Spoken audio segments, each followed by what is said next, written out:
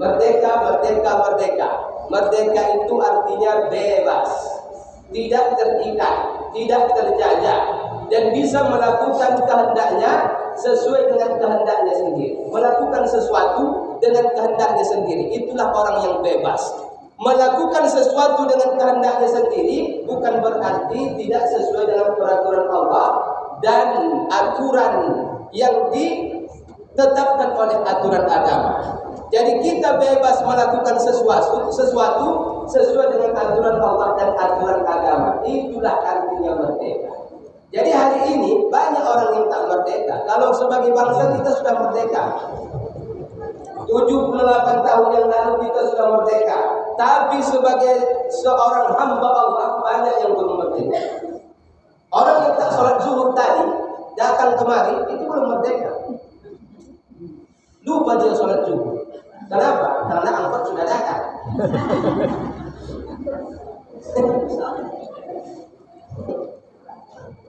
Mobil dulu dari angkot sudah sampai. Gimana ini? Nek. Jom dari sholat aku. Anak udah sholat itu. Sholat dulu baru majelis taklim. Walaupun ada tadi disampaikan Pak Camat, majelis taklim itu keutamaan pahalanya 100 sampai 1000 rakaat sholat. Tapi kalau sholat tak sholat, apa itu lah? Pak, aku ikut majelis taklim saja Pak Ustaz. Kenapa? Karena kata Pak Ustaz sama Pak Camat kan orang yang duduk diam saja di majelis taklim, utama pahalanya seperti 100 sampai 1000 rakaat sholat. Jadi ikut tak sholat? Oh enggak lah, sholat lagi, sholat dulu berapa rakaat? Kalau begitu aku enggak. Setelah sholat apa semua hadir apa majelis taklim dulu apa sambil tidur ya. Kalau tak buka mata ada teh manis minum, tak buka mata ada kue makan. Enak kali kalau begitu. Jadi orang yang tak sholat zuhur tadi itu belum merdeka. Orang yang tak sholat subuh belum merdeka. Yang meninggalkan sholat 5 waktu sehari semalam sejatinya dia belum merdeka sebagai seorang hamba Allah Subhanahu wa ta'ala. Kalau merdeka sebagai sebuah bangsa, iya. Tapi merdeka sebagai seorang hamba belum. Kenapa? Karena dia terjajah oleh iblis, laknatullah alaihi, syaitan, hawa nafsu, syahwat birahi dan lain sebagainya. Banyak yang menjajah kita ini. Genderang perang yang dilakukan iblis semenjak dia dipenuhi sesat oleh Allah Subhanahu wa ta'ala. Maka sampai sekarang perlu kita berjihad. Dulu para pejuang kita meraih kemerdekaan ini dengan cara berjihad. Maka sebagai seorang hamba Allah pun supaya kita merdeka harus tetap berjihad. Jihad itu artinya apa? Sungguh-sungguh dalam beragama. Jangankan beragama, mengimas saja waktu ladang itu suka sungguh-sungguh. Saking sungguh-sungguhnya jam 7 sudah diasahi bapak. Satu lagi jam mengasah bapak. Coba main-main mengasahnya. Otak buntung jadi-jadi. Gores terus jadi-jadi. Pergi ke ladang. Mengimas itu pun suka sungguh-sungguh. Coba main-main. Bukan rumput yang putus, jempol kaki ibu lepas. Jempol kaki lewat. Sedangkan mengimas dia harus sungguh-sungguh, apalagi beragama. Tapi ada orang tidak. Kalau untuk urusan dunia yang sungguh-sungguhan, motan juga. Saking motan lewat semuanya. Jumat pun tak datang lagi. Saking motan yang mengejar dunia, Jumat pun tak datang. Majelis taklim tak pernah hadir. Dia ajak silaturahmi tak mau. Yang penting dia saja. Orang yang seperti itu akan merasakan penjajahan sampai dia mati. Waktu sakratul maut itulah penjajahan yang paling sulit kita berlepas diri darinya. Kenapa? Karena iblis laknatullah alaihi akan datang seperti orang yang kita cintai. Siapa yang paling kita cintai di dunia? Umat kita. Umat kita yang sudah meninggal pun akan datang dia dalam bentuk umat kita. Di bawahnya air minum. Air minum 1 gelas. Kenapa? Karena orang yang sakratul maut akan mengalami kehausan yang sangat luar biasa. Seandainya air laut menjadi air minumnya, diminumnya habis air laut itu ditambah dengan air laut satu lagi sebanyak itu juga, maka dia akan tetap merasakan haus. Si iblis tadi tahu, dia dalam keadaan haus waktu sakratul maut dilakukan penjajahan terakhir supaya imannya bisa dijajah sampai dia mati. Maka kalau tidak iman kuat bahaya. Itulah tadi yang disebut ibu ketua panitia. Imun aman. Kalau tak iman kokoh, imun kuat, aman pun tidak, tak akan merdeka kita sampai mati. Datang lagi. Minum kau. Haus kau kan? Haus. Kami yang udah. Udah macam ciluban. Diciluban, belum kena paham dia. Ciluban, tak paham dia itu kenapa? Karena bukan ini itu lagu-lagu. Yang ditengoknya itu maksiat dan dosanya ditampilkan Allah di depan matanya. Dikasih air minum. Kau minum. Kalau kau mau minum, akui aku sebagai Tuhan. Bagaimana cara mengakui kau sebagai Tuhan? Jiwa kita bertanya kepada dia. Tundukkan saja kepala. Akui aku sebagai Tuhan. Tundukkan kepala.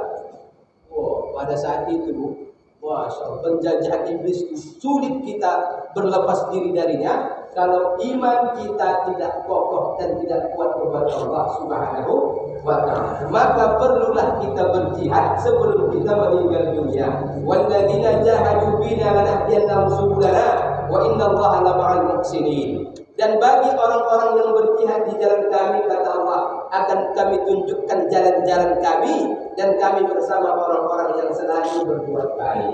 Berbuat baik saja. Tak usah pandang orang memandang kita baik atau tidak. Kalau kita memandang orang berbuat baik sama kita, akan sulit kita berbuat baik.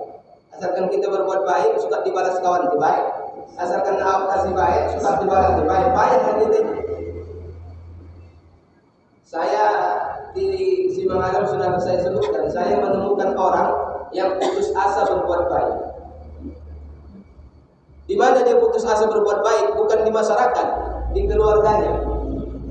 Kenapa? Karena katanya suaminya udah 4 anak orang itu, tak pernah dipandang suaminya itu dia baik.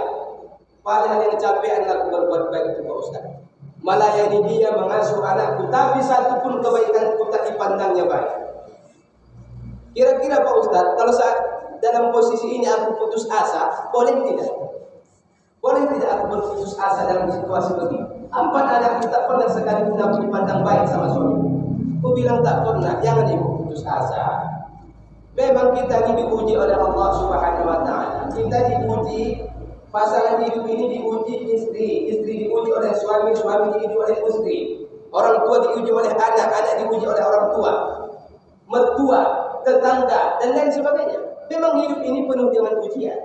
Ujian terbesar itu nanti, buahnya itu di neraka.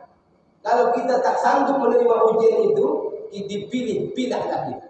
Yang baik-baik, yang sanggup menerima ujian itu nanti disampaikan Allah, ditempatkan dalam surga. Yang tak sanggup, putus asa dia. Kata Allah, la tayasu min rahmatillah. Jangan pernah putus asa dengan rahmat Allah. Maka ibu kalau berbuat baik di rumah, di keluarga ibu, jangan paling putus asa. Jangankan keluarga ibu, anak ibu saja ada memandang ibu tak baik. Udah pada ibu kandung dia 9 bulan 10 hari. Bersimbah darah, mandi keringat, meneteskan air mata ibu melahirkannya. Ibu didik, ibu susui dia 2 tahun. Ada juga kawan anak kita memandang ibu baik. Peduli mana ibu memandang apa penilaian orang, jiran tetangga ibu. Sedangkan anak ibu tak semua memandang ibu baik. Ayah. Ngapain kita sibuk dengan penilaian orang? Allah tahu aku ketua itu. Allah. Karena dia ketua itu, kalau ketuanya itu kok tidak pun tak datang itu, ada anggota ibu bilang begitu, tak usah pada doakan, dia masih datang. Tak usah pada, tetap ibu melangkah dalam kebaikan. Kenapa? Karena setiap kebaikan akan berbalas kebaikan. Kebaikan, yakinlah ibu itu. Betapa banyak sudah urusan kita yang siap dibantu oleh orang yang tak pernah kita kenal. Anak kita mau calon ini, mau calon itu, calon ini. Kita punya masalah di tempat di kampung yang lain. Tiba-tiba datang orang yang tak pernah kita bayangkan dia hadir dalam kehidupan kita. Dibantunya, Pak, siap urusan awak. Siapa yang mendatangkan itu? Zat yang maha baik, Allah Subhanahu wa ta'ala. Karena mungkin dulu awak menanam bibit kebaikan, tumbuhlah pohon kebaikan, berbuahlah kebaikan. Jadi kalau kita harus berbuat baik dibalas orang yang langsung baik, tobat dari sini kalau begitu. Tahu tidaklah berbuat baik kalau begitu. Nah, ini kita bilang, rambutan saya ingat balas besok doakan ya. Dia tak punya rambutan. Yang ada pinang lah. Rambutan tak berbalas pinang. Udah awal banget dikasih udah pinang. Aku tak berguguran apa itu. Maka bagi kita supaya merdeka berjihad di jalan Allah, sungguh-sungguh kita di jalan Allah.